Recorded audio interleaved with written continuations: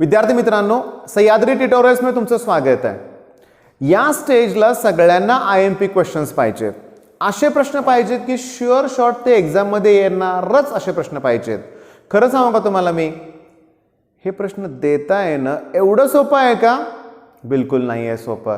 मग यासाठी काय केलं पाहिजे मी तुम्हाला सांगतो की तुम्ही एक गोष्ट लक्षात घ्या की सॅम्पल पेपर आपल्याकडे भरपूर आहेत, वेगवेगळ्या पब्लिकेशनचे ढिगानं सॅम्पल पेपर आहेत, त्याची टफनेस लेवल बोर्डच्या पेक्षा थोडीशी हायर लेवलची असते। सोडून द्या पेपर। बोर्डचे 3 पेपर झालेत, मार्च 2022, जुलै 2022 आणि सप्टेंबर 2021। 3 पेपर आहेत आपल्याकडे। कोणती गोष्ट कळाली तुम्हाला? मी तुम्हाला सांगतो, सीबीएसई ओके त्यांनी यावर्षी ना सॅम्पल पेपर दिलाय की याप्रमाणे बोर्डचा पेपर असणार आहे म्हणून। आणि मला माहिती आहे आपलं बोर्ड पण सीबीएसईला कॉपी करतं, नेक्स्ट इयर पासून आपल्याला पण सॅम्पल पेपर मिळतील। पण 3 सॅम्पल पेपर आहेत की आपल्याकडं। त्यातनं काय कळालं? त्यातनं एवढं कळालं की आता ॲप्लिकेशन बेस्ड क्वेश्चन्स येणार आहेत। आता हे सीबीएसईचं सांगतो तुम्हाला मी, त्यांना एक पॅटर्नच मिळाला आहे, म्हणजे त्यांना ते एमसीक्यूज, असर्शन अँड रिझन त्याच्या असले प्रश्न आहेत आणि डेरिव्हेशन्स 7 ते 8च मार्काला आहेत सीबीएसईला। बरं का सांगतो, जर नीट ऐकून घ्या, आपलं थोडंसं वेगळं आहे, पण आपला पण कल तिकडं चाललाय। मला ते कळालंय, गेले 3 पेपर जे आहेत ना ते बघतोय ना मी, तेव्हा माझ्या लक्षात आलंय की पेपर पॅटर्न बदललाय आणि आपल्याला कळालंय। म्हणजे काय कळालंय आपल्याला? डेफिनेशन येत आहेत, लॉ येत आहेत। मग नुसतंच डेरिव्हेशनचा रट्टा मारणारी पोरं आहेत ना, त्यांना फिजिक्स अवघड जाईल बरं का। एक डेरिव्हेशन 4-4 वेळा लिहिणारी मुलं बघितलेत मी विचारतो काय चाललंय ना, याच्यावरती प्रॅक्टिस करतोय। अरे काही उपयोग होणार नाही, तुम्हाला त्याचे ऍप्लिकेशन म्हणजे न्यूमेरिकल सुद्धा आले पाहिजेत। पण आपलं नशीब किती चांगलं आहे, न्यूमेरिकल टेक्स्टबुकच्या बाहेरचं येत नाही। थोड्याफार व्हॅल्यू बदलतील रे, पण तेच असणार आहे। आता माझ्याकडं की नाही, मी तुम्हाला सांगू का मॅडम, पेपर पण आहेत बोर्डचे, पुस्तक पण आहे, पण मी हे कितीतरी वेळा तुम्हाला प्रूव्ह करून दिलंय की इथं जो प्रॉब्लेम आहे ना, इथं जो आहे तो टेक्स्टबुक मधलाच असतो। हुडकून दाखवायची काही गरज मला वाटत नाही। तुमचा माझ्यावर विश्वास आहे म्हणून तेवढे सबस्क्रायबर वाढालेत आपले। हो, आणि बघा अजून पण 40% मुलं अशी आहेत की ज्यांनी चॅनल सबस्क्राईब केलेलं नाही आहे। ओके, मी तुम्हाला सांगतो याच्यानंतर जो मी व्हिडिओ प्रोव्हाइड करणार आहे ना, तो पुढच्या उरलेल्या सगळ्या दिवसासाठी आपली स्ट्रॅटेजी कशी असली पाहिजे तो सगळा व्हिडिओ आज संध्याकाळी तुम्हाला मिळणार आहे। पुढच्या 20 दिवसात काय करायचं आहे, किती टेस्ट आपण देणार आहे, कसा अभ्यास करणार आहे, कुठल्या दिवशी काय करायचं आहे, सगळं रोज पहाटे 5 वाजता आपण देतोयच बरं का। त्यामुळे चॅनलला सबस्क्राईब करा, ठीक आहे। आता मेन मुद्द्याचं परत बोलतोय की मी जे सांगणार आहे तसेच प्रश्न बोर्डमध्ये येणार बरं का, येणार तेवढा कॉन्फिडन्स आहे मला। पण का? कारण आपण पॅटर्न बघितलाय। आता सीबीएसईचा पॅटर्न मी तुम्हाला आता जस्ट बोललो की नाही, आता ऍप्लिकेशन बेस्ड क्वेश्चन आहेत, बरोबर आहे। मग आता डेरिव्हेशनचीच प्रॅक्टिस आपण किती केली पाहिजे सांगतो। आपल्या पेपरमध्ये ऑलमोस्ट ना 15 ते 20 मार्काचे डेरिव्हेशन्स येत आहेत आणि हा आकडा तसा मोठा आहे बरं का। ओके, पण आपला पेपर आहे किती मार्काचा? फिजिक्सचा पेपर आहे ऑलमोस्ट 98 मार्कचा। आता मी जो पेपर अनालिसिस केलं, मार्च का कुठला होता, त्यात 18 मार्काचे डेरिव्हेशन्स होते। मग तुमचा टोटल विथ ऑप्शन बरं का, लक्षात घ्या, टोटल पेपर तुमचा 98 मार्कचा आहे, त्यातलं 18 मार्कचे डेरिव्हेशन्स कॅन्सल करून टाका, 80 मार्क उरत आहेत। म्हणजे डेरिव्हेशन नाही जरी केले, ऐकून घ्या, नाही जरी केले तरी पेपर अटेम्प्ट होतोय।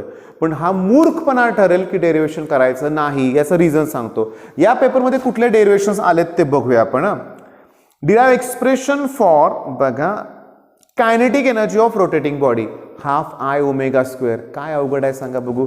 रोटेटिंग बॉडी घेणार तुम्ही, ठीक आहे, ओमेगा ही कॉन्स्टंट, ही तर ॲक्सिस ऑफ रोटेशन असणार आहे, ठीक आहे। तुम्ही नंबर ऑफ पार्टिकल्स कन्सिडर करणार, ओके। मग व्ही इक्वल्स टू काय असतो फॉर्म्युला? R omega. म्हणजे तुम्ही व्ही कुठं, ही इथली व्हेलॉसिटी V1, तशी इथली V2, नंबर ऑफ पार्टिकल्स असणार आहेत। मग व्हेलॉसिटी V1 काय येणार? R1 omega. बरं, कायनेटिक एनर्जीचा फॉर्म्युला काय असतो सांगा? Half mv square. मग कायनेटिक एनर्जी E1 या पार्टिकलसाठी ते हाफ येणार आहे m1 आणि V1 स्क्वेअर म्हणजे R1 स्क्वेअर ओमेगा स्क्वेअर। तसं E2 काय येणार? m2 square R2 square omega square. Omega constant आहे ना। मग मला सांगा, हे डेरिव्हेशन 3 मार्काला आलंय, मग का नाही करायचं? का नाही करायचं? अगोदर केलेत ना डेरिव्हेशन्स, करायचेत आपण, लक्षात घ्या। हे मार्क मी सोडणार नाहीये। मग हे 3 मार्काचा प्रश्न आलाय। हे मी पूर्ण एक्सप्लेन नाही केलं बरं का बाळांनो. पुन्हा E1 E2 E3 पुन्हा टोटल काढायचं लक्षात घ्या. त्यातनं मग हाफ आणि ओमेगा स्क्वेअर कॉमन काढायचं. मग M1 R1 square plus M2 मग ते algebraic sum moment of inertia. Moment of inertia आता याच पेपरमधला मी तुम्हाला सांगतो मार्च 2022चा पेपर काढून बघा. याच पेपरमध्ये क्वेश्चन नंबर 3 आहे define moment of inertia SI unit and dimensions लिहा 2 मार्काला. इथं तेच आहे. Okay algebraic sum of product of mass and square of its distance from axis of rotation. बरं डेरिवेशन आपलं डिस्कशन चाललंय. दुसरं डेरिवेशन आहे EMF generated in a conducting length moving in a uniform magnetic field with velocity V. ते BLV हे expression आहे. सोपं आहे सुद्धा. 3 6 मार्क्स झाले. एक्सप्रेशन फॉर टर्मिनल वेलॉसिटी आपण काल 2 दिवसापूर्वी प्रूव्ह केलंय. पुन्हा 9 मार्क्स झाले. त्याच्यानंतर expression for pressure exerted by gas 4 मार्काला विचारलंय. KTG मधलं अवघड वाटतंय का सांगा. नेक्स्ट लेक्चर उद्या सकाळी किंवा दुपारी मी तुम्हाला देतो. पेपरच्या अगोदर ते एक्सप्रेशन तुम्हाला नक्की प्रोव्हाइड करतो. ठीक आहे बाळांनो. बरं त्याच्यानंतर तुम्हाला सांगतो सेकंड पेंडुलमच्या लेन्थचं एक्सप्रेशन विचारलंय. डी ब्रॉग्लीज वेव्हलेंथचं एक्सप्रेशन विचारलंय. येत आहेत प्रश्न. वेटेज खूप नाही आहे पण इम्पॉर्टंट वेटेज आहे. म्हणजे काय कळालं तुम्हाला की 10 15 ते 20 मार्काला डेरिव्हेशन्स येणार. खूप अवघड डेरिव्हेशन्स आहेत जमत नाहीत द्या सोडून पण खूप सोपे डेरिव्हेशन्स पण आहेत ती मात्र करा मन लावून. ठीक आहे. मग 15 ते 20 मार्क हे डेरिव्हेशन्सला आहे. त्याच्यानंतर तुम्हाला सांगतो की ऑलमोस्ट 30+ मार्क्स हे न्यूमेरिकल्सला आहेत. आणि वाईट मानून घेऊ नका मी जे बोलणार आहे ते. मी ऑब्झर्व केलंय मुलांना डेरिव्हेशन्स नाहीत येत न्यूमेरिकल्स नाहीत येत त्यामुळे ऑलमोस्ट एवढे मार्क तर जात आहेतच मुलांचे. आणि थोडे नाही आहेत तर जवळजवळ 50 मार्क आहेत. 50 मार्क जात आहेत. पण आपला पेपर 98 मार्कचा आहे ना. मग हे 50 मार्क जर गेले तरी 48 मार्क्स शिल्लक राहत आहेत. मग ह्यात नक्की काय येतंय तर ते बघूया आपण. डिफाईन मोमेंट ऑफ एनर्शिया मग आज तुम्हाला बोललो. पुन्हा polar dielectric non polar dielectric. ठीक आहे. व्हॉट इज थर्मोडायनेमिक प्रोसेस नुसते 2 टाईपची नावं आहे आयसोबारिक आयसोकोरिक. ठीक आहे. त्याच्यानंतर define potential gradient. What is rectifier.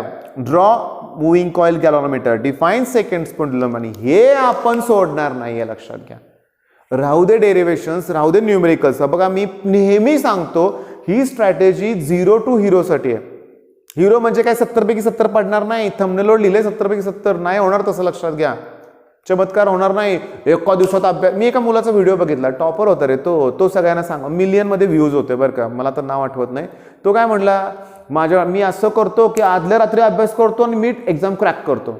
नाही रे पॉसिबल. ते काही विचित्र मुलं असतात लक्षात घ्या. एक्स्ट्रॉर्डनरी असतात. ते दुसऱ्यांचं नुकसान करण्यात एक्सपर्ट असतात. माझ्याकडे पण अशी मुलं बघितलेत मी की दुसऱ्याला अभ्यास करूच द्यायचं नाही. रडायचो माझं काय होईना कसं व्हायचं काय आणि एका दिवसात करायचं मोकळं व्हायचं. असं नसते. ते करत असतात अभ्यास आपल्याला फसवत असतात. त्यांच्या नादाला लागायचंच नाही. मेन पॉईंट काय डेफिनेशन्स सगळ्या करूया आपण. हां inductive reactance capacitive reactance impedance moment of inertia capillarity angle of contact शोधा ना. शोधा. हेच प्रश्न तुम्हाला बोर्डमध्ये दिसणार आहेत. हेच येणार प्रश्न लक्षात घ्या. याच डेफिनेशन येणार आहेत. लॉज काढा शोधून पहिल्या टॉपिकपासून शेवटच्या टॉपिक जेवढे ते सेमी कंडक्टरमध्ये अल्फा आणि बीटाच्या डेफिनेशन्स पण आहेत ते पण बोर्डमध्ये आलेलं आहे. एक सुद्धा सोडू नका पुस्तकातले डेफिनेशन करा ना. होईल तुमच्याकडनं का नाही होणार.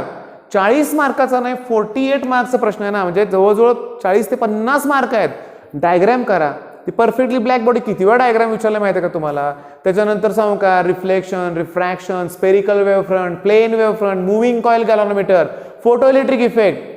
चॅनल परफेक्ट फॉलो करताय ना तुम्ही तर मला माहिती आहे साधारण 10-12 दिवसापूर्वी मी तुम्हाला काय बोललो होतो माहिती आहे का. सगळ्या डायग्रामची प्रॅक्टिस करा. फिजिक्समधले केली होती पण बरं का बऱ्याच मुलांनी. का येऊ दे सिंपल पेंडुलमचं डेरिव्हेशन नाही केलं. डायग्राम तर काढाल ना simple pendulum. Angle of banking तरी कराल ना. डेरिव्हेशन्स जमतात भीती असते. न्यूमेरिकल जमतात भीती असते. फॉर्म्युले आठवत नाहीत. आपलं मनच म्हणतो आपल्याला जमणार नाही.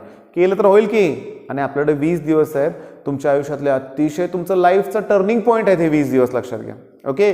त्याच्यामुळं शुअर शॉर्ट क्वेश्चन्स कुठले आहेत मी तुम्हाला सांगतो. डेफिनेशन डायग्राम्स आहेत कुठल्या त्या वेव्ह ऑप्टिक्समधल्या आहेत आणि भरपूर आहेत. प्रत्येक एक्सपेरिमेंट कुठला असेल काय असेल मीटर ब्रिज आहे केल्विन्स मेथड आहे विचारतात डायग्राम. व्हॅन डी ग्राफ जनरेटरची डायग्राम सुद्धा विचारू शकतात, लक्षात घ्या. त्यामुळे डायग्राम इम्पॉर्टंट आहेत. अभ्यास जास्त आहे बरं का, थोडा नाही आहे. डेफिनेशन करणं सोपं नाही आहे, लॉस करणं सोपं नाही आहे, पण करायचं आहे आपल्याला. Explain the terms, explain inductive reactance, capacitive, explain self inductance, mutual inductance. करूया सगळे प्रश्न बाळांनो आणि कॉन्फिडेंटली करूया आपण. बिलकुल मनात कुठलाच विचार करू नका. मी तुम्हाला आत्ता सांगतोय कॉन्फिडेंटली हे असेच प्रश्न येणार आहेत. आणि पॅटर्न तर बदल आहे ना. आणि जी मुलं आत्ता 11th स्टँडर्डमध्ये आहेत, जे 12वीत जाणार आहेत ना बाळांनो, ह्यांच्यासाठी तर सगळंच बेस्ट असणार आहे. तो आपल्याकडे 3 पेपर आहेत रे ह्या बॅचला. त्यांच्याकडे आपला हा 4था पेपर असणार आहे. पुन्हा जुलैचा एक इम्प्रुव्हमेंट टेस्टचा पेपर असणार आहे. 5 पेपर. खूप झालं ते. आणि तुम्ही एक काम करायचं, तुम्ही खरोखर बरं का की तुमचे ज्युनियर्स जे असतात ना त्यांना आपलं चॅनल आत्ताच रेफर करा. ओके, 11वी जी मुलं आहेत ना, तुमचे मित्र असतील ना, ग्रुपवर आपलं चॅनल त्यांना पोचवा, शेअर करा जास्तीत जास्त.